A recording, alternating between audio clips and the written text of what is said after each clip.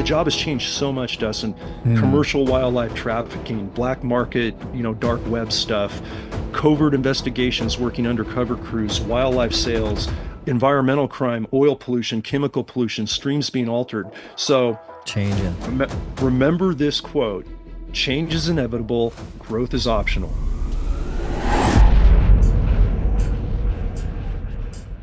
What is up, everyone? Welcome back to another episode of the Mountain Tough Podcast. I am Dustin Diefenderfer, host and founder of Mountain Tough, and we are so glad that you are here. We love seeing you come back to the show week after week, and it is our goal every single time to bring you an inspiring guest, a guest that adds some mental tools to that mental toughness toolbox, that mental fitness toolbox, so that you can level up, stay dangerous, so that you can live the abundant life.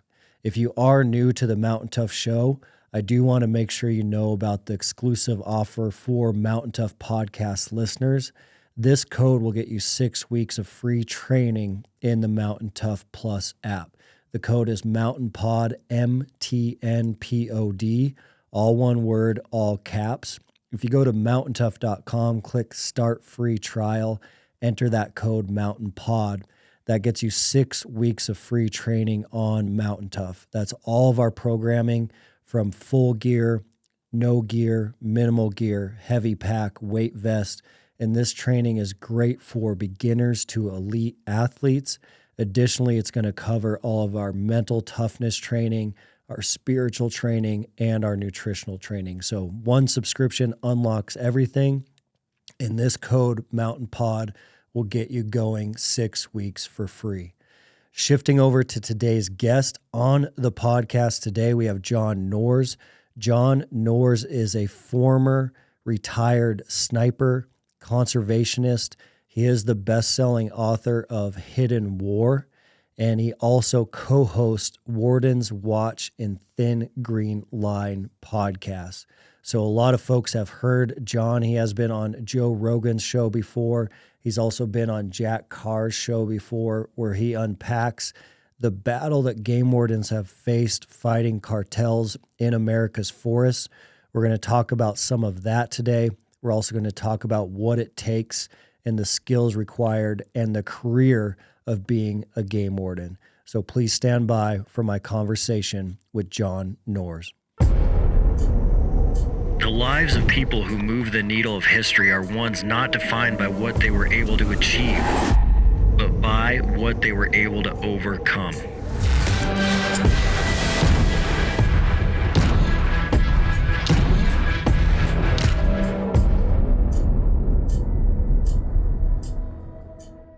I definitely wanted to start with your Montana connection. I know Montana is near and dear to your heart. I know it's very important to you.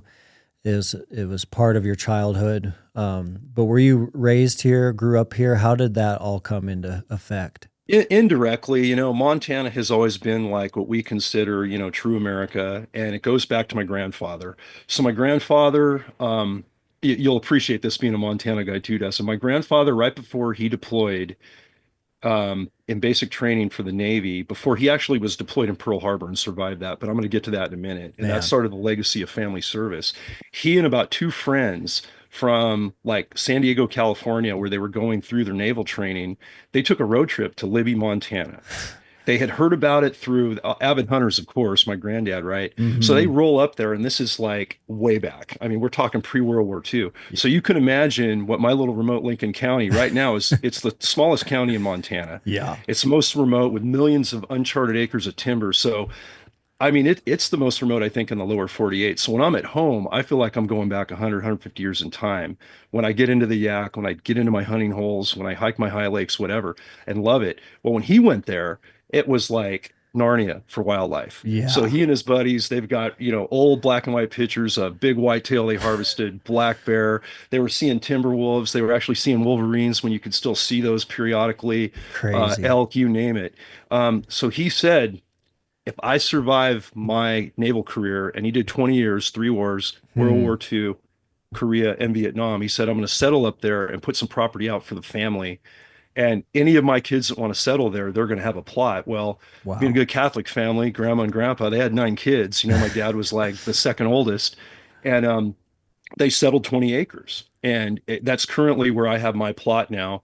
My dad passed away in 2013, right when we were forming the Marijuana Enforcement Tactical Unit, which was Mm. a bittersweet year for me. Probably the most pivotal year of my life was Yeah, seeing my mentor and hero, my dad, fighting cancer in Montana while I'm down building the dream team and man. tasked with that.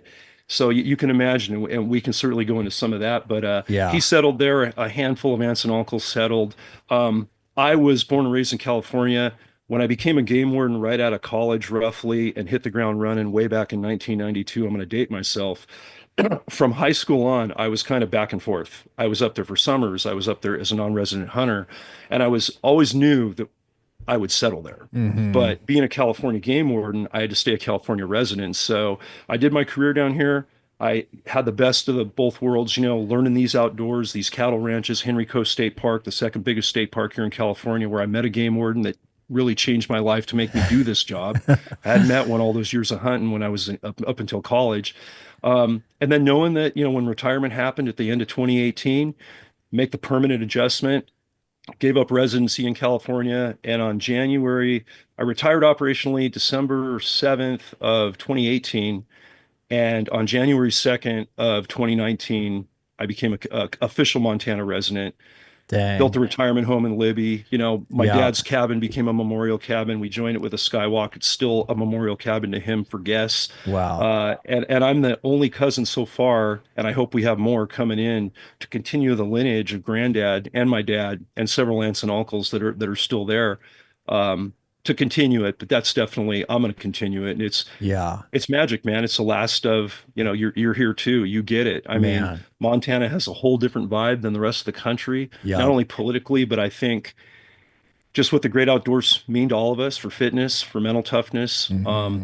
My dad and granddad's saying was the woods are my church. And I can't tell you how much strength, how much inspiration, and how much rejuvenation I get from the Montana backcountry just out my back and front door. Yeah. Really, really to have a great career and have a great life in the outdoors and feel very blessed and lucky to have done that.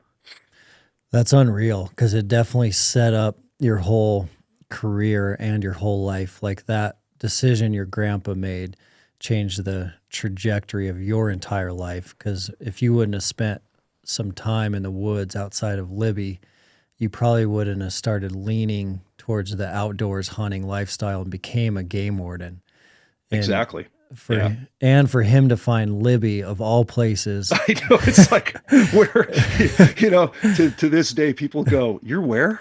no one Dude, knows. I had to look that up on the internet, man. Didn't they have like an asbestos thing back years ago? And yeah, I said that was like 50 years ago, man. EPA is long out of that town, and we don't want to tell too many people. Yeah, it's kind of contaminated. You don't want to come there. Don't blow it up.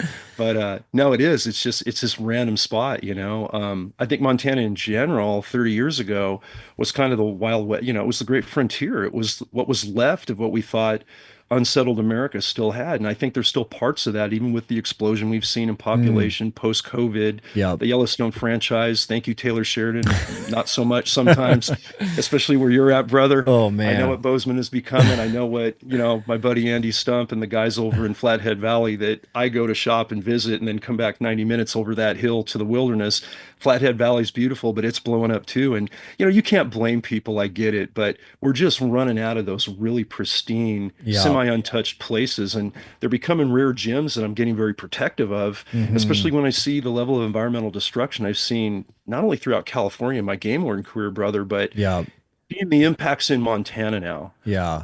seeing the impacts on the river, seeing the impacts in the woods, knowing that our cartels are in every state, knowing Hmm. that they've affected something so much beyond the cannabis world that we started to fight, and just knowing that we have to stay in the fight because I really believe what makes America great are open spaces, Hmm. and you talk to so many people, and I've hunted overseas. I have outfitter friends in Africa, New Zealand, some of these more remote areas, but for wide open public spaces to hunt that aren't private land concessions, as you know, Yeah, there's nothing like it in the world, man. I mean, nothing. America is still so amazing. And I just like want to fight to protect that and see kids and grandkids and nieces and nephews and the kids we all mentor get to enjoy it and get to have that lifestyle and not be locked into a digital urban environment that so Mm, many of our youth are dealing with today. yeah, yeah. The public land opportunities that we have are like nothing else on the planet. I mean, Amazing. you go Yeah. anywhere else, and there's some beautiful wild places out there from British Columbia to Central Asia, but Right? our access to public land nationally is unparalleled for sure. Yeah. But we have to fight for it because it's being fought against every day. And certainly, I don't think any hunter that we know or any hunter that we run around with wants us to go into that European model where Right. everything is for the wealthy, everything is for someone who has access to private land. None of us want to see that, and it can go that way so fast. Just like anything else, when these political movements happen, it's surprising how quick things can look completely different. Yeah, no, you hit it on the head, and I hate putting a price tag on wildlife. I hate putting a price tag on wildlife, and I understand. I know it works really well in Africa, and it's a good model for what Africa's become. And I think about my time in South Africa, especially hunting over there, and they're big tracks, but basically you're paying a trophy fee to purchase an animal that's owned by a property Yeah. or an owner. And the best thing about America is, and you look at, our private land rights and inspection authority for game wardens, and people ask, why do game wardens have more search and seizure authority than like sheriffs or DEA or Forest Service? And it comes down to the wildlife belong to the people. Hmm. Fences are not boundaries for wildlife. Wildlife are everybody's to protect, to harvest under the conservation model as hunters, or to preserve and protect if they don't want to hunt. And that's just not, we're unique in that Yeah. realm Very in unique. America, and that's what makes it so incredible. And it also makes it, I think, very challenging to hunt. I've hunted all over the world, man, and the hardest animals to hunt are my timber whitetail deep up in those wilderness areas out my back door, Yeah. or get an elk in timber, and don't do it with an outfitter. And, I'll joke with guys like, man, you haven't shot a buck in a lot of years. And I go, I average a mature buck about every 3.8 years. I've done the math, man, over 30 years. And Public land. those are dream animals because, you spend so much time going into it. I love the challenge. And the family remembers those. Those are those family moments that we've got four generations of hunters and anglers Hmm. in the Norris clan. So, when we put that mount up on the wall, we don't look at it as that trophy. We look at it, hey, I remember exactly how many months and how many years I had to like know that area, That hard find drop work. sheds, right? How cold it was that morning, how brutal it was to make that hike. And I had to do it like 55 times over 3 seasons to finally get that buck. Yeah. And I have two monsters that took that long to get. And, I always joke that, I'm going through sniper schools and being a sniper with our tactical unit and doing all these stalking exercises. Nothing taught me to be a better hunter of bad people and animals than that forest up there in Libby and Hmm. my uncle and my dad. For The true ninjas that, had the Montana two-step down and were ghost in the woods. And I was horribly impatient, young when I started coming up there as a California hunter and learning it. And I'll tell you what, they shaped me up real quick. And it was a great benefit in my career as well, to do the bad guy hunting we were doing for so many years.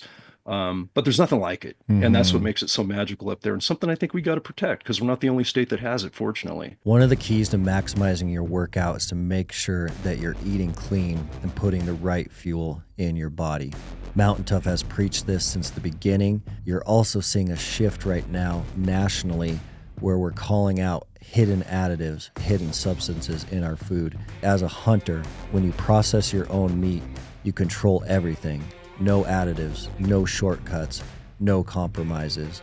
Just clean fuel built for peak performance. My family has been processing our own wild game for years using field-tested, hardcore processing equipment from the team over at Meat. Meat offers world-class grinders, stuffers, slicers, Everything you need to turn your wild game into clean, high-octane fuel. No gimmicks, just high-quality tools that get the job done, and they're backed by a limited lifetime warranty. Take control of your life. Take control of your health. Click the link in the podcast description below to claim your special offer from me and start fueling the right way today.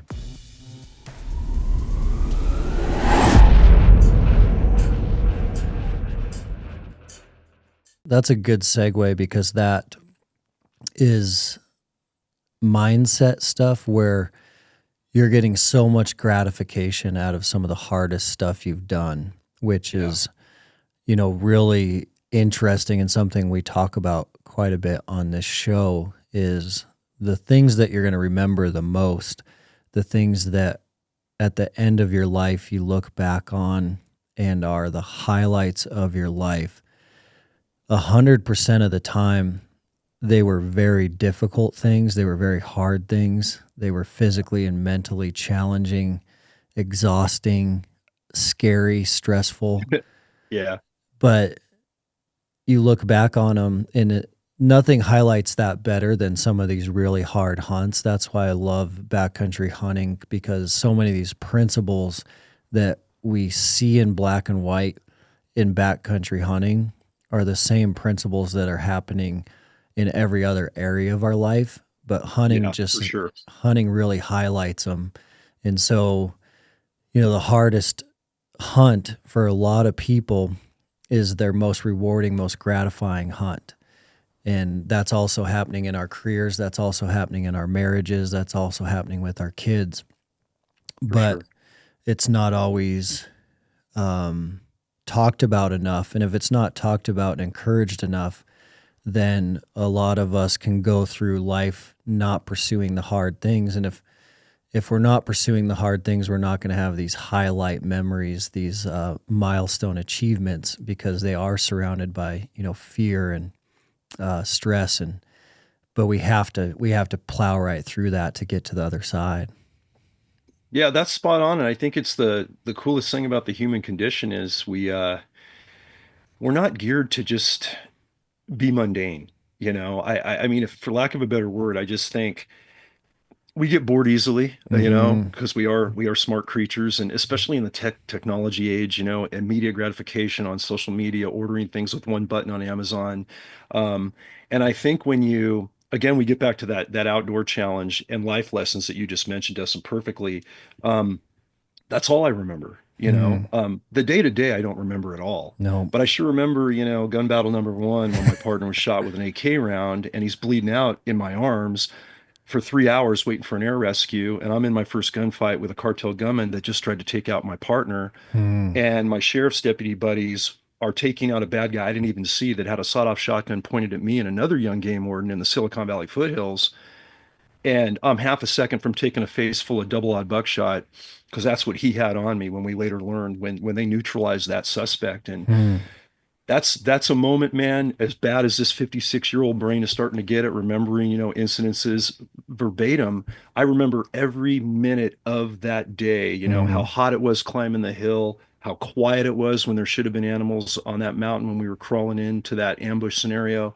I'm just looking at that one example. Many pop up, Mm. but that from a professional standpoint was something that uh, was the most challenging. But at the end of the day, there was the biggest life learning lessons, not only professionally but personally, in that event, because it really made me realize that day how fleeting life was. And I think, and I was, I'm going to say I was in my early 30s when that happened. I don't remember the exact year. It was 2005, August 5th. Never forget that day. But, up until that point, I had been just a go get 'em game warden and was hunting and fishing all the time and was doing endurance athletics and things like that. And I felt pretty invincible. Mm. I'd never really seen any real hard conflict at work in law enforcement. I had some close calls, but I had backup close. I hadn't had to pull the weapon a few times. Fortunately, didn't have to press a trigger. And now we were seeing something totally different, for Totally American different. law enforcement, game wardens no less, to fight the drug cartels up from Mexico, specifically embedded in the Silicon Valley foothills, Mm. producing toxically tainted cannabis with these EPA banned chemicals that are felonies to possess in our country because they're nerve agents and so deadly, and EPA banned them from use 25, 30 years ago. We had no idea what this stuff was about. But that one incident, what I'm getting to here is that was like a lightning bolt. Yeah. Okay, man, you came this close to not coming home. Life is So short. now maybe you're not going to be so timid with making that contact or meeting that person or trying to share information. You're not going to be hesitant to make sure, your niece or your nephew or your kid or your grandkid that's having a major event that really needs you there for, you're going to be there, because that day I honestly felt like I was not going to come home.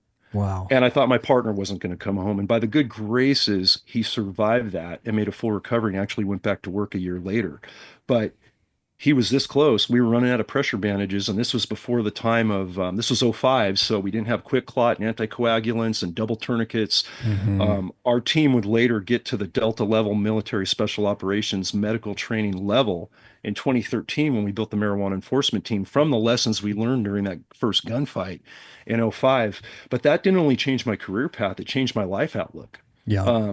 I didn't take things for granted anymore. I really, as maniacal as I had to be at work, I always held back a little bit and always did the best I could to be the most I could on the home front. And I didn't always do the best job just because the job demanded it. We were pretty ballistic, but retirement's a different story now, older, hope I'm a little wiser, pass on mistakes I've made, living with the regrets and it kind of failing forward, we call it in tactics, Yeah. is, if you fail, don't get so down on yourself. Just make the positive move with the biggest learning lessons. Because I mean, I know I'm preaching to the choir, brother, when I say my biggest failures have been my biggest learning experiences. Yeah. They sting. I'm a little OCD and a perfectionist that runs in this type. And man, I'll tell you, man, I beat myself up way too much. And my close friends and family will say, you got to lighten up on yourself, man. And I've lightened up a little bit, but I learned so much from those mistakes. And try to pass that on, pass those mistakes on to the younger generation, especially in my family and people I work with and kids I mentor throughout the country, even throughout the world now, to save some growing pains that I did, when I was at a crossroads and didn't have all the answers and didn't have that mentor or guiding person to instill what we talk about, mindset, physical, mental on this podcast.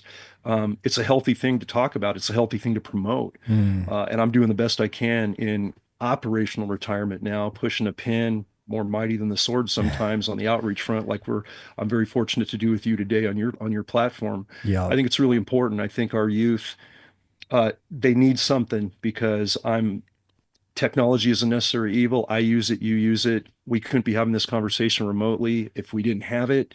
But I think it's also, a demon in disguise too. I can't tell you how many young adults, pre-teenagers, teenagers, that are some of the best shooters. They're going to be the best anglers. They're going to do an outdoor career. They've never been exposed to it. They've never fired a weapon. They've never, felt the chill of that pre-dawn sunrise. They've never stayed out on a really cold snow hunt or any of the above or been in hard wind to see what Mother Nature throws at them, Yeah. And I expose some of these kids to it and their life just changes. The depression, the indecision, the peer pressure, the social media bullying, all of that stuff it's like they got this force field and they can just eliminate it on a level and their confidence goes exponentially up. And man, you know how good that feels. Yeah. Whether they're our kids or grandkids or their kids we're just mentoring, they're America's future. And I love that aspect of what we can do now with the lessons we've learned. Hey guys, there are a lot of trends out there. And one trend that I've personally found in my own life through experience that has been a game changer is cold plunging and cold water therapy. The benefits for me have been off the charts when it comes to two main categories. The physical inflammation reduction from cold plunging every day has been a complete game changer, but my favorite part of cold water therapy has been the mental aspect, the mental clarity, the stress reduction, and most importantly, the ability to build mental toughness every day in a very simple way by just forcing myself to get in that cold water has been a drastic improvement that is easy, fast, and efficient. I've tried countless different ways to access cold water therapy, from the redneck version, horse troughs, to building my own cold plunge system off Amazon parts and pieces. Every time I've tried that, it has been a disaster until we found Ice Barrel. Ice Barrel is the most advanced barrel design on the market, and they have the most advanced high-tech chiller on the market as well. I've met the CEO, I've worked out with the CEO, we've had them at the lab. They're a great team, American-made manufacturing, and we're proud to announce that you can now access a discount on Ice Barrel products. All you need to do as a podcast listener is use the code MOUNTAINTOUGH. That's going to get you 15% off all Ice Barrels except the chiller. Again, that's MOUNTAINTOUGH, all caps, all one word, on icebarrel.com.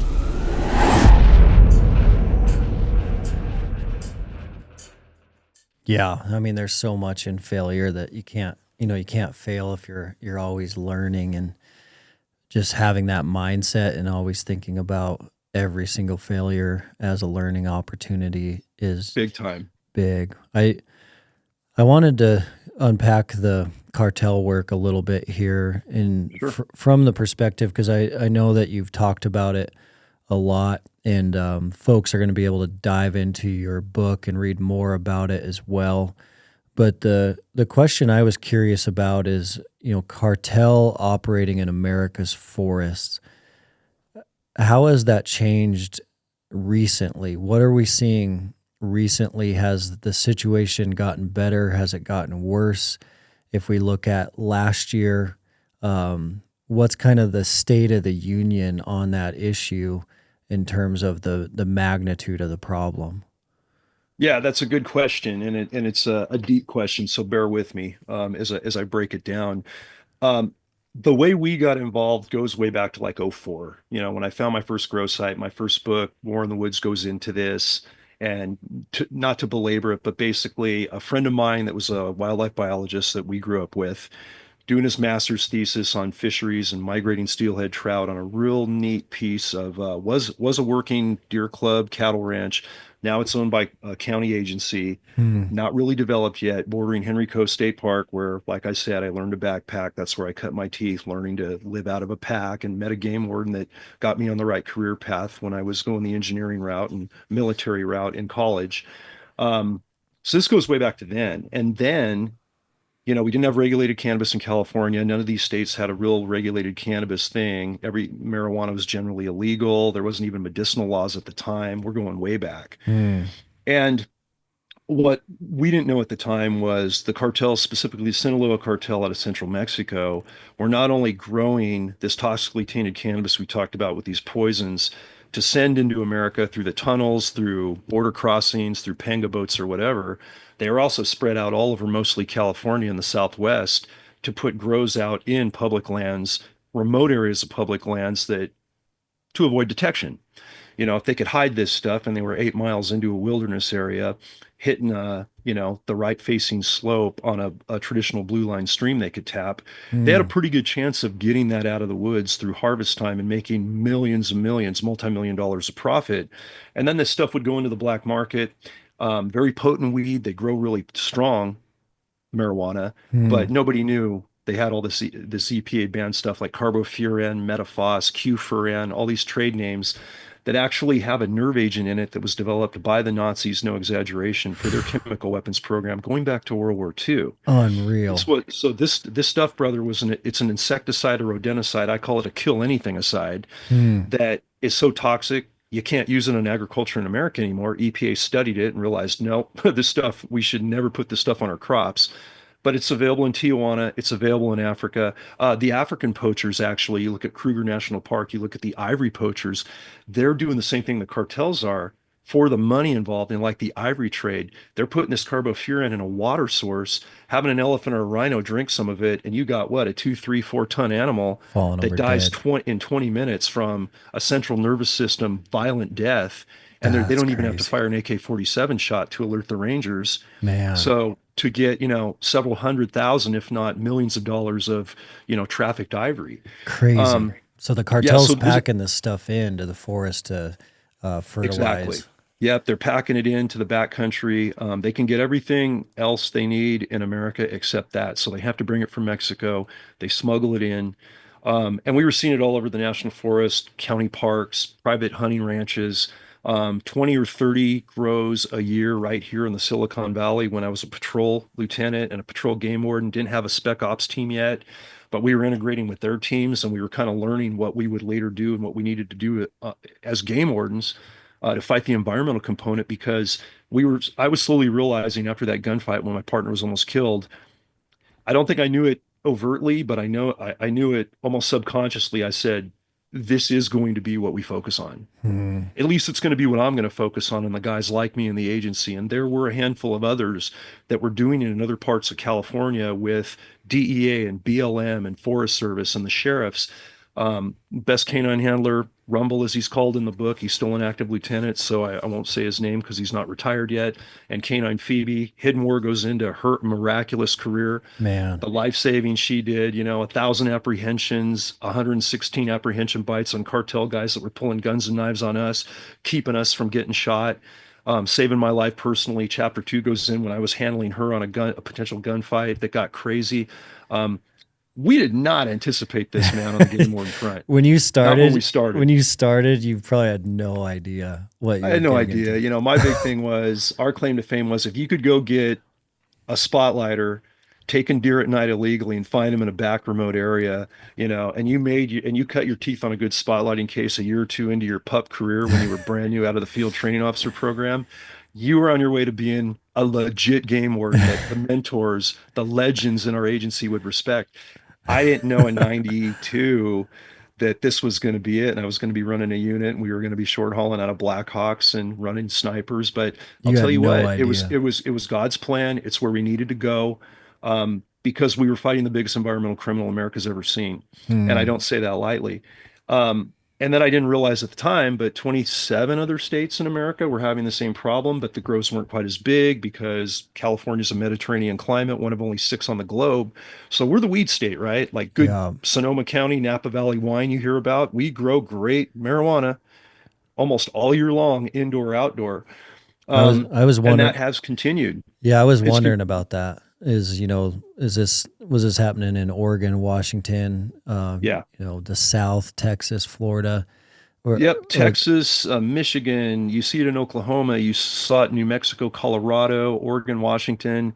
I don't know. I know there was some cartel weed in Montana way back. They haven't seen a lot of that now, thankfully, because we just don't have the climate for it. It's not worth it for the cartel to, fortunately for us Montana folks. Um, but the thing we're dealing with now is, like I say to everybody, well, it's just a weed problem and you guys are fighting in the forest. We don't have that in our state. I said, well, you do have human and child sex trafficking in every state. yeah, And you do have a fentanyl crisis right now that's killing 74,000 Americans a year. I mean, the Vietnam conflict, Dustin, would we 55,000 American soldiers died over about a 10, 11-year period. 74,000 Americans in a year are unreal. dying of these poison fentanyl pills coming out of dirty labs in Mexico. People between the ages of like 13 and about 45, that group. So kids are affected by it. And those same cartels, whether it's Sinaloa, Jalisco New Generation, they're not just doing the weed I'm fighting in the forest. They're in the Montana backcountry Hmm. and in the suburbs of Bozeman, in Libby. All the fentanyl is going on, human traffic's going on, the new Yeah, methamphetamine, the super meth, another major problem. Tribal nations are being affected.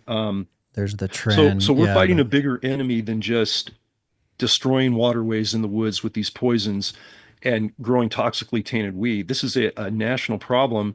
And whether you're an urbanite or you're a complete outdoor guy like you and I and what we stand for, every American's affected. And that's become my message and my push. hmm. That the hidden war, we named the second book is aptly named Hidden War because so many people still don't know Yeah, how close they are to all of this, even though you see it in the news, you see it on social media, but it's never up until now been addressed as a priority domestic terrorism problem, which, as we know, under the new Trump administration, that is starting to take focus. hmm. Um, but to your question, it We are seeing less of it in the national forest, at least on the West Coast, which is good because what's happened is states like California have regulated and legalized cannabis. They haven't done it well because under Prop 64, I'll take California as an example. In 2016, kind of the middle of my tenure running the unit, we regulated cannabis recreationally. We tightened up the medicinal laws. Everybody said, okay, that was sold by to the legislatures by cannabis consumers and lobbyists and everything that this was going to eliminate and break the back of the cartels from stealing all our water through droughts, from destroying our wildlife, from gunning for our populace that are out there recreating and shooting at our cops and going for our Hmm. dogs. And they did exactly what we all asked them not to do. Don't take the felony statute out of trespass illegal growing. If the growers are doing it right, reward them, highlight them. They're legitimate. They're conserving water. They're not putting banned toxics. They're, tracking it seed to sale. So whoever's in a dispensary is getting a pure organic product with no poisons. Yep. It's not coming from blood money. The cartels have nothing to do with it. Well, they made the trespass outdoor crimes misdemeanors and they Hmm. made them infractions for juveniles. So now the cartels went, it's Disneyland and I got an open ride ticket, man. Oh man. So it So made it when that worse. happened, brother, I'm not kidding you, our black market has quadrupled since 2016.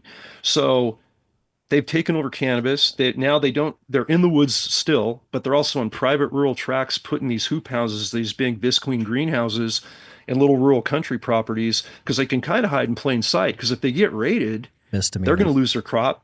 If there's not a lot of other felonies we can find, we're not going to be taking people to jail. And we weren't deporting people up until a couple weeks ago. Yeah. And finally getting back to that with deportable felons. That's I crazy. mean, we weren't even allowed to talk to federal agents, ICE, FBI, in Border Patrol, and work with those guys up through my retirement because we were that sanctuary state. Cannabis was regulated. We didn't want to put a bad spin Hmm. on what was really going on. So um, the book couldn't come out till I retired, and I couldn't speak freely until I did. And I'm really, really glad I am because all my teammates are like, "Man, we can't talk." We got to But tell the story though. we got to Yeah. tell the story, and other People need to states know. now are experiencing that same thing. And other game warden units, conservation groups in other states are saying, "Hey, we're building a tactical team. We're finally getting the green light because Mm. we're running across these cartel grows on refuges. We're not equipped to deal with these guys safely. What can we do?" Michigan State Patrol is having the same problem. I just spoke and taught out there, Pennsylvania, because of poor regulations. Hmm. So the problem continues, but it's gone so far beyond weed and just our outdoor wildlife destruction and water poisoning. It's gotten to all those other crimes that I've discussed. And hopefully we're going to see that turn around soon. I've used a ton of Bluetooth speakers over the years, and they all have never quite had enough output for me to really have an awesome home gym workout on a Bluetooth speaker. But the Turtle Box is in a whole new ball game. They have leveled up this product, so the bass and the output you get out of a Turtle Box is quite amazing. It's funny how we started using them at the lab. We had an awesome sound system at our new lab here in Bozeman. We were using it so much, we actually blew our brand new system out. We went right to the Turtle Boxes, and so we paired two together in the lab, and that was a lot of output for the Mountain Tough team and all of our testing to have phenomenal sound in our gym for a great workout with great music. We know there's a ton of Mountain Toughers training in their basements, in their garages, and I know a lot of you are looking for great sound to play some music in the background to your MGDs. This is a great product for you to check out. Turtle Box is at a whole new level. The bass and the volume you can get out of that box. It's a sweet product. You guys can check them out at turtleboxaudio.com. Use promo code TOUGH for a free Turtlebox hat with the purchase of a Gen 2 speaker. The hat must be added to your cart before entering the promo code TOUGH, TOUGH.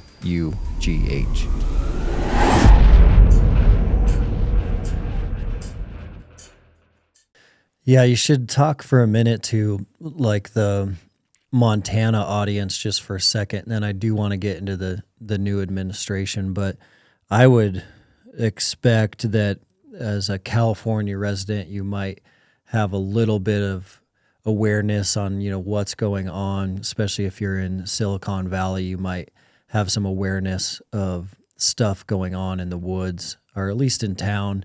But, most Montanans would be completely jaw dropped if they found out that, the cartel is operating in Montana forests. And I know what you're saying is accurate. We've seen the Venezuelan gangs popping up in Bozeman. We have, yeah. We've seen a lot of that. What would you say is actually going on in the woods of Montana? I know there's some stuff going on with smuggling from Canada. The cartels have gotten smart with the southern border and moved to the northern border. Yeah, they're pushing right over the Canada border and popping right into northern and working all the way down to Bozeman. And the thing we got to look at now, and I talked about this on Andy Stump's show, we did a couple change agents episodes on it because I was requested to testify in Congress and the House of Representatives twice last year at two hearings. And the first hearing was, the name of the hearing was called Protect Our Borders, Save Our Parks.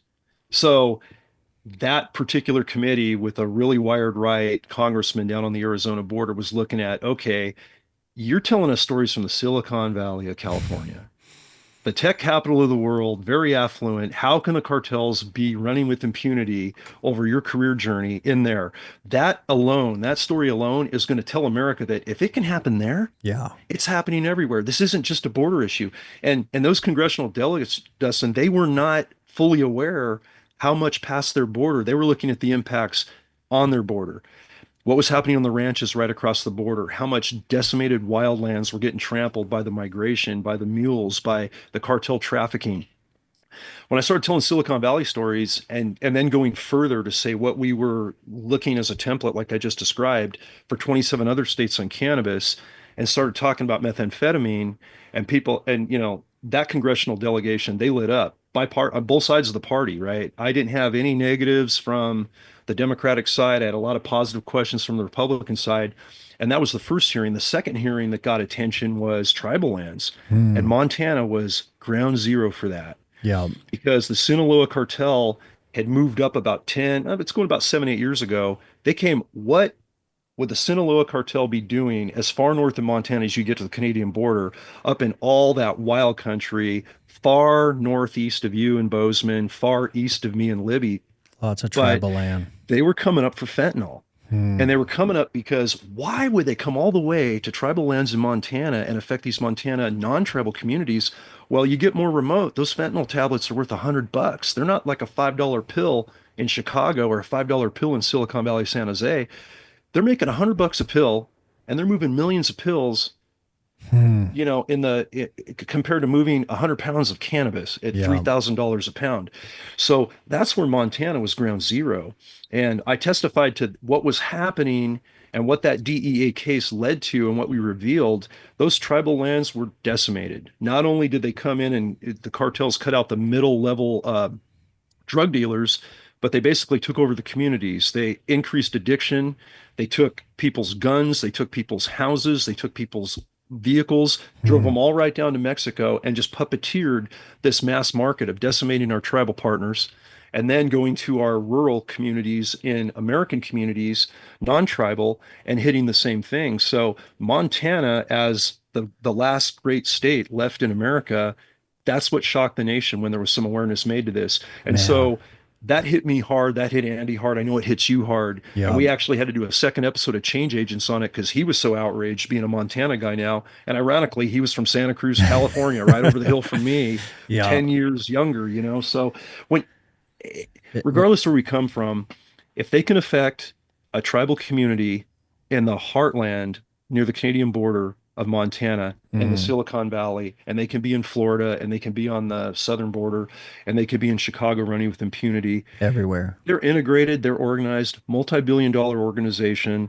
They have distribution, they have protection, they have people bought off, they have scouts. They're not just a ragtag gang running, loose and random right Sophisticated. now to try to get a little bit of turf and get a little bit of credibility. This is a major, major organized group, transnational criminal organization. We are defining them as TCOs. And I always thought they fit the definition of terrorism. I talked about this on a few recent podcasts. And basically, under the new administration, they have been defined as domestic terrorists. And how we're going to deal with that is such a huge issue because they're our southern neighbor. There's sensitive issues there, but it's certainly things we can dive into. Um, and I'm glad that focus has been made. Mm. And people ask me, what do you think about the Trump policies? And I want to talk about, I try to stay as non-political as possible. The bottom line is I'm a conservationist, love America, love Montana, love the woods, want to protect it just like you do, want people to be healthy, physically and mentally fit, all those things. Yeah. But what I will say is I got to meet the entire Trump family, really Trump Sr., Trump Jr., the rest of the family at a private event for about 60 of us in the outdoor tactical industry, Mm. conservation industry as well, at SHOT Show in 2016 in January, right before he got on the campaign trail and actually won the election for his first term, as we all know, later in 2016. And I was introduced to Don Jr. for the first time through a friend of mine that was the founder and developer of KUIU, Mm. Jason Hairston. Yeah. And I had some SEAL team buddies with me. And Jason, at the time, I was working with KUIU a lot. I actually got my first mountain goat hunting opportunity in 2014. Needed a better rain jacket, needed a pack. You want to talk about a fitness, mental toughness? That hunt was one of them. Yeah. Because it was a bruiser. But when he found out I was forming up this Met team, and we were game wardens in California, and he's a California-based company, Yeah. they were like, "Whoa, what are you guys doing? The cartels? What?" He got pissed.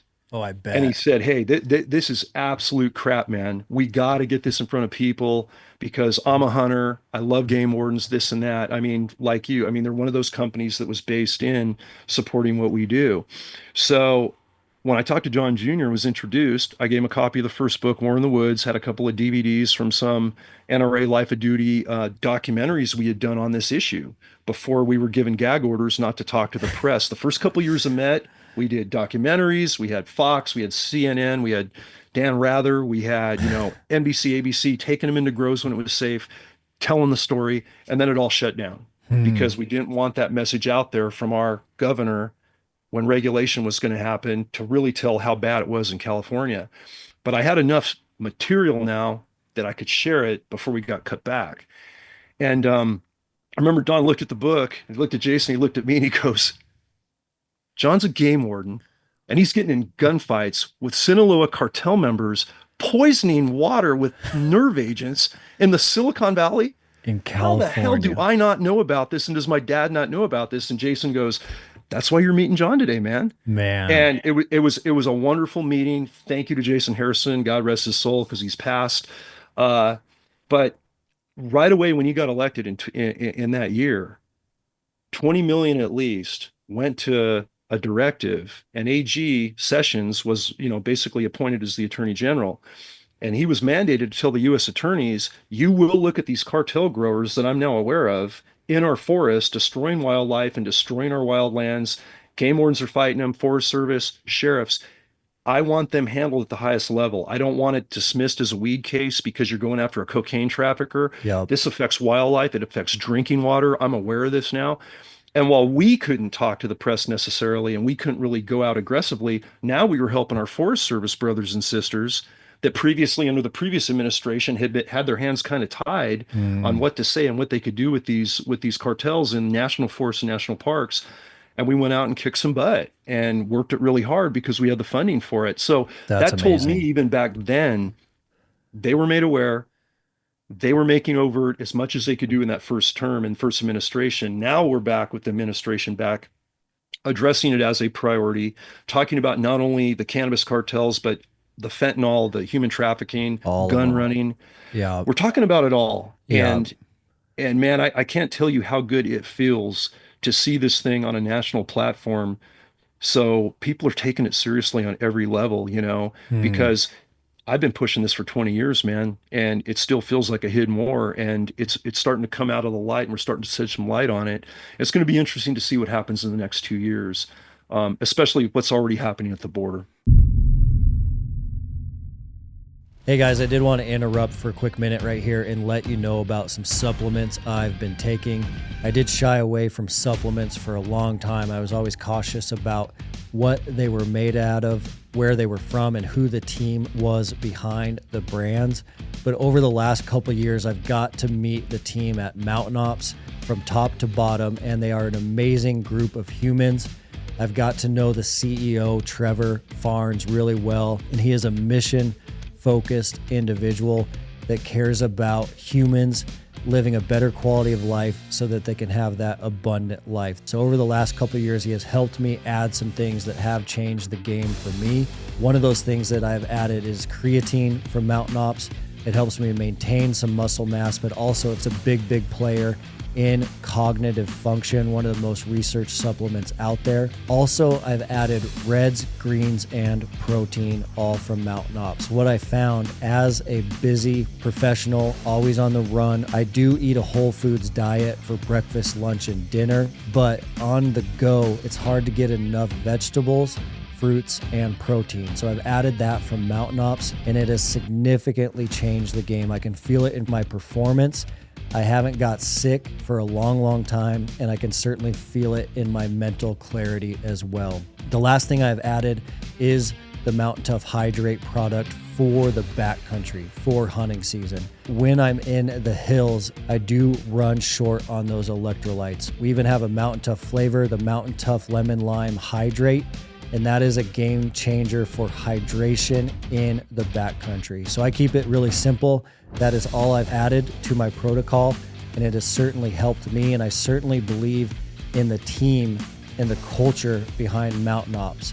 They have started an initiative that's been around for a while called Conquer Hunger. Conquer Hunger is giving meals to hungry kids that aren't getting enough food, and they've given out over 6 million meals plus to kids through their Conquer Hunger initiative. So every order that happens at Mountain Ops, a percentage of that order goes to Conquer Hunger. So certainly an incredible company, an incredible culture. As a listener to the show, you do get an exclusive offer to Mountain Ops, so make sure you check that out. The offer is incredible as a first-time purchase at mountainops.com. So build your order if it's your first time. They are offering you a 20% exclusive discount. All you need to do is enter the promo code Mountain Tough, all one word, all caps, for 20% off your first order at mountainops.com.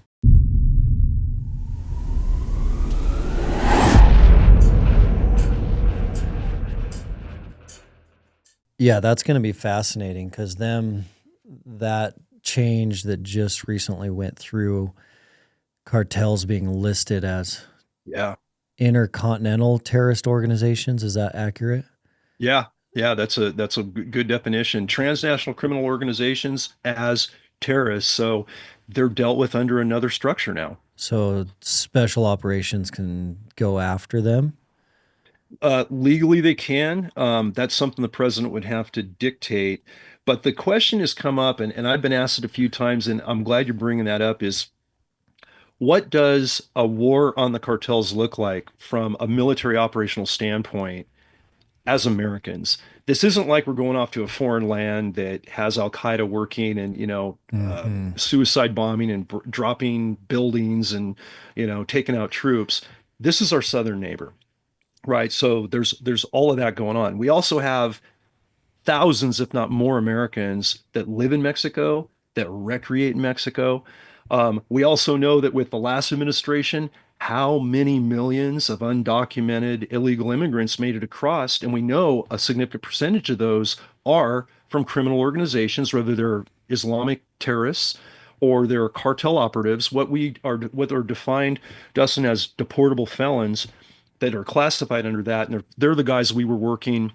They're the guys we were actively engaging all the time in grow sites. Yeah. Whether it got violent or it didn't, you'd start to run their backgrounds and you find out, oh man, this guy has a murder rap. He has a drug trafficking rap. He's on an international terrorism watch list on, Interpol and whatnot. And he has fake passports from here and here and here and here. And we would deport him immediately with ICE help and border protection. And he would go back to the authorities and hopefully be incarcerated and prosecuted in Mexico. Whether that would happen or not under that regime, then we didn't know. Well, when those borders flooded these last 4 years, everybody's here. it wasn't hard, Right in our right? We know backyard. that. They're our So neighbors. Yeah. so not only do we have our citizens down living in Mexico, right, that are vulnerable, but now we have these, sleeper cells potentially all over America, and they are spread out through America All around strategically. us. I, Yeah. I don't doubt that one bit. So if we start striking cartel targets, say with or without sanctioning from the Mexican government, we got a lot of potential damage that they can Hmm. basically implement in the US. And our people down in Mexico could actually, it could be a horrendous terrorism hostage situation and get very graphic and very horrible Oh, and it's very inhumane. So delicate. Very delicate. it's a real delicate situation, and talking about it with my military comrades, and coming from a domestic law enforcement side and seeing what these guys were doing when we were fighting them, Hmm. when they were here in numbers, but by no means the numbers they're here now. It's a daunting task, but I think the current administration understands that. I mean, they flat out said it's going to take a decade, Hmm. to even find how many people shouldn't be here, revamp that immigration policy. And I always preface this discussion with, we're not anti-immigration in this discussion. We're not talking about that. We're not talking about people chasing the American dream. Most of us have immigration blood in us where we came from. I'm not Native American. I'm an immigrant. I'm sure you are. Our Yep. family's settled. Everyone should have that American dream. They want to contribute, not hurt the country. It's great. And Trump's talked about revamping that, but Hmm. we're talking about a whole different element. We're talking about a percentage of those folks that are not here for that reason. Yep. And I've dealt with them for 25 plus years. And it does have to be delicate, but special forces being able to target hard, damaging, dangerous elements Yep. is an option. Yep. Um, Getting Americans educated, I've always said this is a domestic priority. It needs to be treated as such. And it's not just about understanding what a marijuana enforcement special operations team of game wardens is going to do in the forests and what DEA is going to do and what our military is going to do. It's what are we going to do publicly? What are we going to do with our community members, our mayors, our governors, educating our masses, making sure our kids are trained on the Hmm. fentanyl crisis, on what not to do, on where to get some of the antidotes and have these Narcan derivatives, these inhalers that are being handed out to kids in high school. Like, you never know what you're going to ingest. I know you're going to experiment. You're going to cave into peer pressure. We just want you to wake up. I mean, all those different things have to really come into play, and we can't hide in the dark and not address the problem to the level that it's magnified to by training all our parents on human trafficking signs, Yep. how quickly your kid can get abducted. I mean, it's embarrassing and it's shameful to know that the US is the biggest consumer of human trafficking, especially for child sex, Worldwide. that worldwide. Bro, Unreal. I know I speak for both of us. That's heartbreaking. Yeah. With all the resources we have, and not to be on any moral high ground, but that just infuriates me. Mm. I think of The Sound of Freedom when I saw that movie for the first time over that 4th of July weekend 2 years ago with family members, and I was squeezing the handrest of that recliner seat so hard, I almost probably had to buy it. I tore it up so bad. Yep. Dude, I was teary-eyed. I was infuriated. I wanted to grab a carbine, get back with my team, and I wanted to decimate evil. Mm. It moved me that much. And I'm not a stranger to it. I've worked these clowns, man, just not on that level. I haven't worked that particular Yeah. issue they're pushing, Yeah. but it's the same group. And to know that we're fueling that fire as Americans, that education needs to go out. And I think we need to take a humble breath and go, we need to stop that. Hmm. And we need to attack it on the other side. So there's a whole education, community service element with our youth that goes far beyond, and I think even more important firsthand, is eliminate the vulnerability, eliminate the demand for some of these products. We're not going to eliminate drug demand. We know that. We're not going to eliminate trafficking because there's always going to be a lucrative market in it because evil does exist. But I personally believe there's more good than evil, but evil's out there. Your hat appropriately says, crush evil. I Well, like that hat, man. It says it best. So, it, but we need to, I think that's the biggest thing to do. And then just give your law enforcement teams, have the military ready if it comes down to that. Um, Fortify our public down in Mexico and let them know if you guys are staying down there, stuff's going to get pretty Western. mm, and we can't protect you down there. Mm. And that sucks that you would have to leave if you got a nice house down in Baja on the peninsula, you're recreating down there, you're going to a resort. Until I started Med, I was a Baja racer and doing endurance racing on the Baja circuit on a quad and a motorcycle, doing the Ironman thing. And it sucks I can't go down there. It's a Mm. beautiful, beautiful part of Mexico, and the people are amazing. It's too dangerous, Yeah. and it's going to get more dangerous. And that's just something we got to sacrifice. And I think this administration has a major challenge because so much problems have been generated in the last 4 years. And I wouldn't wish that on any administrator, regardless of political party. But I think what can be done is being done in the best way possible with what they've got. Yeah. And I certainly think you and I, by discussing the issue and putting it out there, we're doing our part for all Americans by talking about it Hmm. and just trying to spread the word as much as possible. And again, I'm grateful that you brought it up. Yeah. I love your approach too on awareness is so critical because, Yeah. we had a expert on human trafficking on the podcast named Yako out of Texas. And Nice. Yako's been in the human trafficking fight for 35 years after when he was a child, his sister was trafficked. And Oh man. so that Ugh. got him into the fight, and he spent his whole career on trafficking. And he made such a strong point that when child trafficking is happening in your backyard, the upstream symptoms of that are so bad for that to happen in your community, for a child to get trafficked in your community. There's so many other issues that need to be talked about if that Yep. is happening. So where are the men? What are the men doing? Where Yeah. is the awareness? Where's the education? There's a lot that needs to be discussed. The porn industry, that is the manifestation of the child being trafficked, is shining light on this kind of America we need to talk conversation. Yeah. No, And- it's spot on. And I think that, it's like all of this stuff ties together, the physical fitness, the outdoor, your mental health, your spiritual health, your emotional health, across the board as a country. All of that needs to be addressed to address some of these downstream problems. And then you are spot on that our administration now has it on a crazy level just because of the amount of people, the amount of bad guys that have crossed the border is a problem at a magnitude that's never been seen before. And it is very No. delicate. But Yeah. the more we can do for each other, the more we can do to support each other and educate each other and make some of these issues known and apparent and see how we can kind of attack them from all angles, it is going to be the solution. The solution is not going to be the administration. The solution is going to be all of us. It is, we the people are going to be the solution. Mountain Tough is the fitness app trusted by the dedicated. Mountain Tough ethos is backed by, we've always wanted to be the best in the world at helping our customers become more mentally tough.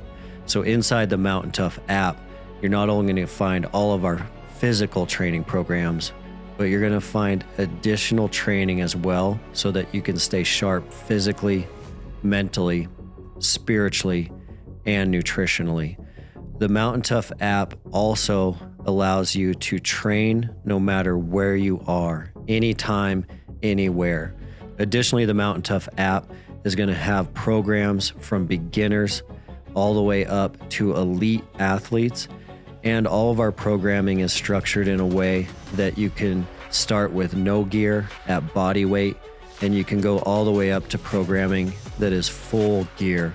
So you can do that in a robust home gym or your local gym. There's no excuse for you not to start today. With Mountain Tough, you can conquer your goals with the ideal program for your lifestyle and schedule. Train with equipment or just your body weight on your phone, tablet, TV, or web browser. Most importantly, Mountain Tough will help you train your mindset so you are always ready for anything life throws your way. Mountain Tough is offering the Mountain Tough Podcast listeners an incredible offer. 6 weeks free on the Mountain Tough app. All you need to do is use the code MTNPOD to redeem your 6 weeks of training. That'll be a 14-day free trial plus a whole additional 4 weeks of training. Just go to mountaintough.com and enter code MTNPOD for your 6 weeks free on the best-in-class physical and mental training app.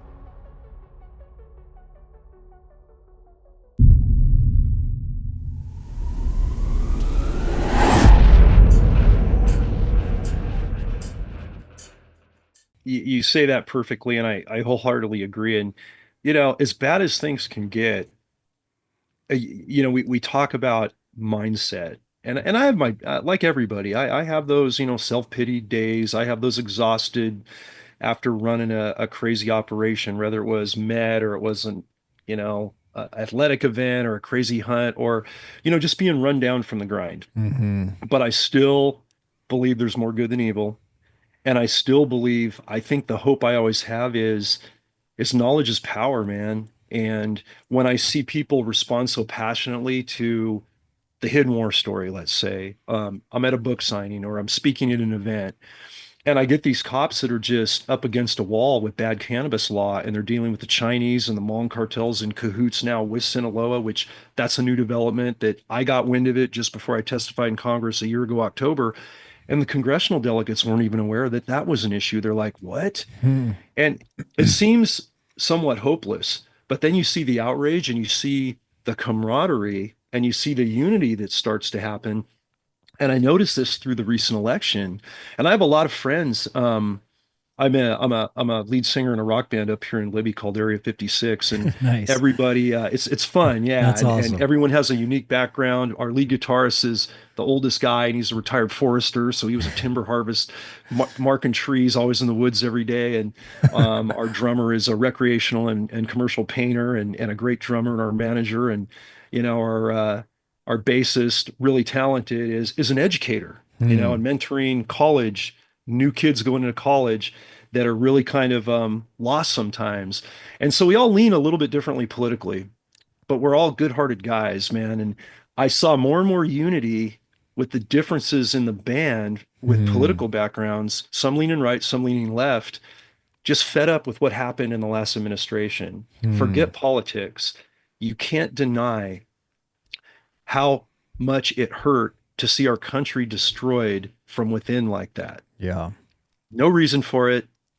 I think we all know what the motivating factors were, because there was nothing good for America what happened on our southern border. There was nothing good for America what happened with how we were doing proxy wars throughout the country and who we were supporting and how bad we looked and how vulnerable we were, and that gave me hope. Yeah. That fired me up that finally somebody would go, hey, have faith in your fellow man to be smart enough, or fellow woman to be smart enough, and go, no. We got to protect our communities, and we have to do it at the grassroots level and not rely on an administration to do it. And I think everyone's taken a little, for the most part, a breath of fresh air, a breath of relief. I know I had people on both sides of the political fence 2 or 3 days after the election. I go, how you feeling up there? And, V Knives, that it's a knife company I'm part of. I'm a brand ambassador for Mike Vellicamp, and we've done my signature blades up at a V Knives. He's wired like we all are, but he's in Puyallup, Washington, where our factory is, a stone's throw from Seattle. And the politics there. It reeks of California. So obviously what happened through COVID with the Chop Chaz community that was taken over. Man. And I said, how's it looking up there? Calling, back to Mike on the factory, and we're doing business. He goes, it's crazy, man. Everyone's just, they're like relaxed. Everyone just let out a sigh of relief. Even my liberal friends are like, there's no riots. I think everyone's taking a tactical pause. This is great. And that's sense. Yeah. And I think, brother, that's where unity is so critical right now, man. This is where you just cannot be judgmental. Be a little bit open-minded, listen to your fellow American, take a minute and pause. And if they're open to listening to your experiences, share it, but listen to theirs. Yeah. I think that divisiveness we saw through pandemics and that last administration and everything that got ramped up, we were actually destroying ourselves from within and making it real easy on the cartels. And the cartels work in a culture of chaos. They thrive on it. It's their A game. Hmm. We don't. We Yeah. shut down, we tightened up, we closed borders, we closed the forest. Our guys couldn't go work cartel guys until they knew what this pandemic, this COVID-19 thing was. Hmm. And the cartels went, well, this is fantastic. You Just know, wide we got open. we got all these, sheep just preyed upon, and there's no sheepdogs. Man. The wolves, it's a buffet table. So Yeah, so I'm I'm a hopeful, man. It's good to see already things turning around. I do think you said it perfectly. It's delicate how we deal with the cartels over the Mexican border. And I really, really hope that we have Mexico's new administrator. She seems wired right. She seems to be reacting pretty well to what the current administration is doing. And I hope it stays that way. So whatever we do collectively together. Rather we work on either side of the border, especially if we're going to use any type of law enforcement or military force. It's best done together, if at hmm. all. Yeah. But I think we'll learn a lot more about that in the next couple of months because I've been monitoring what's going on the southern border now, and now that there's so much pushback with the deportations and the cartels can't traffic freely, we've had hikers being shot at from across the border. We Hmm. had some ICE agents shot at just 2 or 3 days ago, an exchange of gunfire. So Crazy. they're feeling the pressure. If they're being that overt, that's one of those bravado last stand type things, and people mistake cartel violence for us doing something wrong. Something we need to point out to everybody is the cartels I dealt with, especially during harvest time when they had those Sicario gunmen in there, and it was one of those guys that shot my partner. Hmm. They get their vetting in the organization by that type of violence. And if they don't defend that grow with their life, if they don't defend that grow with violence sometimes, whether it's an AK-47, a stabbing, punji pits on forest floors, a la Vietnam, we saw those in national parks. Hmm. Um, they're in a culture of chaos and they thrive on the violence and they're vetted with the violence. So let's not ever think that we're not going to see violence from them no matter what we do. They're rewarded They for are it. public enemy number one that we have to neutralize through whatever level we can, and not necessarily military force, but that's how bad these guys can be. And we've seen it firsthand way too many times, and our dogs have taken stabbings, and Hmm. the book goes into all that. But I know I'm kind of preaching to the choir because you're fairly familiar, but Wild. I can't say enough how much we need to understand, respect, and take that seriously. Well, I want to be respectful of your time, John, and I know we only had this limited time blocked for today, but in closing, I did have one final question for you because Mountain Tough listeners to this show, we have a lot of amazing young guys and gals that listen to this show that are training hard, they're mentally tough, they're physically Awesome. tough. They're doing a lot of outdoor adventures and seeing them out in the wild at events and in the lab, I know that our community has a strong heart for the game warden profession. Nice. So, curious just your advice on younger individuals that are looking at the game warden as a profession or planning on pursuing it. What's the advice that you give those folks? Well, great question, man. That lights me up. Thanks for asking it. Number one, it's the greatest profession on the planet. You're not doing it for the money. You're doing it for the relevance. You're doing it for the accomplishment. You're doing it for rewarding yourself. It's the healthiest profession. I can say that in almost 30 years, it felt like a 10-year career. I was very blessed to have the diverse career I did. It got Western, definitely a lot. Not all game warden careers go that way, but the bottom line is, I encourage anybody to go into it, but go into it with the right mindset. Physical fitness, mental fitness are especially necessary in the game warden profession of all law enforcement professions. Not that it's needed everywhere, but you got to remember as a game warden, you may not be having a backup officer. You might have only a canine or not even a dog. You might be 4 hours behind a lock gate and backup's not coming, and you are your own army if you get into trouble. And it's not necessarily getting into an armed assailant that you're going to get in a gunfight with. It could be anything. It could be a broke down vehicle that you encounter, yours, or you get stuck off a road. We have a lot of hairy encounters because of where we work, and you're an outdoor, you know how it can be. Just Yeah. hunters get into all kinds of catastrophes that are Yep. near-death experiences just if we go into the Montana forest and do a hunt. For sure. So you need to be mentally tough enough to handle things on your own without supervision and have that mindset going in.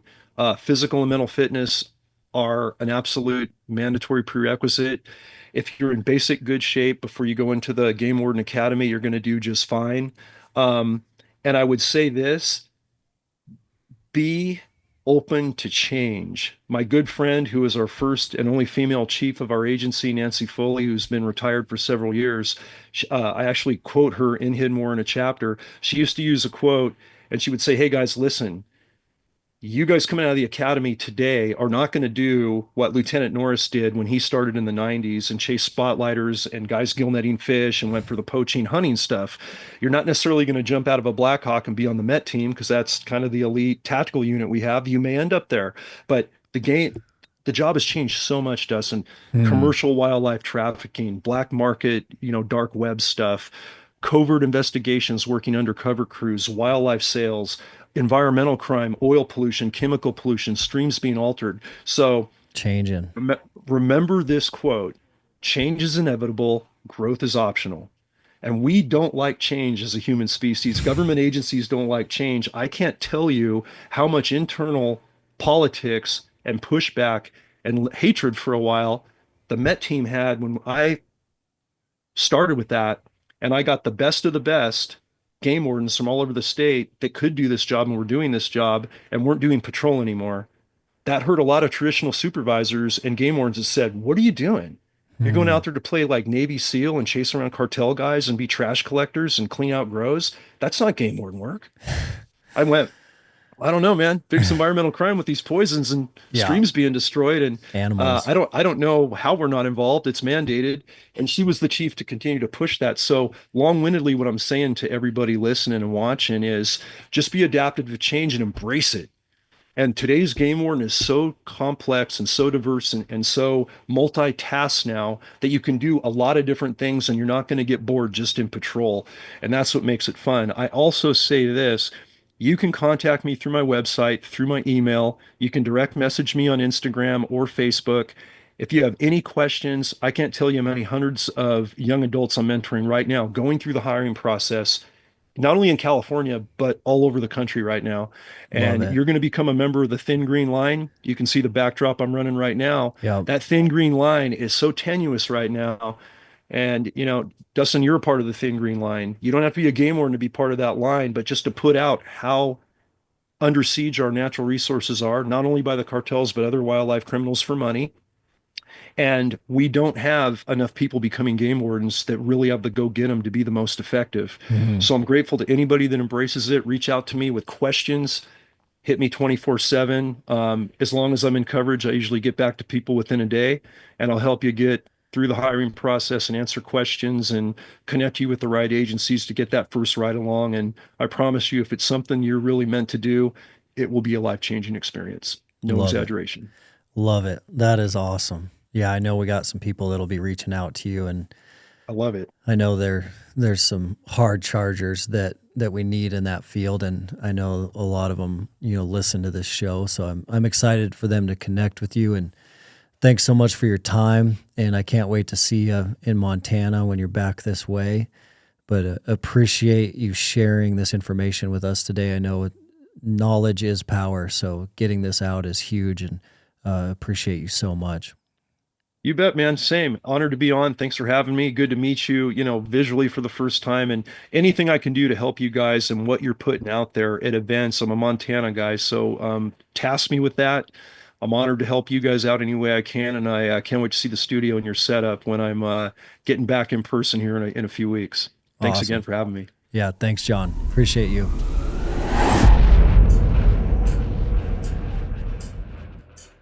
What a great conversation with John. Remember, every single Mountain Tough podcast, we're looking for that golden nugget. What's the golden nugget that we can apply to our lives right away? Practical approach is everything. We need to practically apply mental toughness principles to our lives when we learn them so that they stick and create that life transformation. The golden nugget that stood out to me in our conversation today with John was the one around change. He threw out the quote, "Change is inevitable, but growth is optional." That is so true. There's so much change going around us all the time. There's more change now so than ever before. With the country changing, with society changing, we have the emergence of AI. There's a lot of different things that might change our career. They might change our lifestyle, but it is a well-known mental toughness principle to be able to adapt. We have to be able to flex and adapt. And even Phil Cornerchuck, our director of mindset here at Mountain Tough, he's going to preach adapting all the time as a cornerstone of mental toughness. So rather than change bringing us down, it's got to be an adapt and move approach. So well-known mental toughness principle. If you can apply that to your lives, how can I adapt and move and look for opportunity in every moment rather than letting it bring me down mentally is a big, big one. And that's what John was talking about when he said growth is optional. Because if you're not growing through change, then you are going to decline through change. And that is what we do not want to see happen. And the key to that is making sure that you know how to adapt. Thanks so much for being here. Love you guys. Make sure you tune in for next week's episode. And if you haven't yet, check us out on YouTube at Mountain Tough Fitness Lab.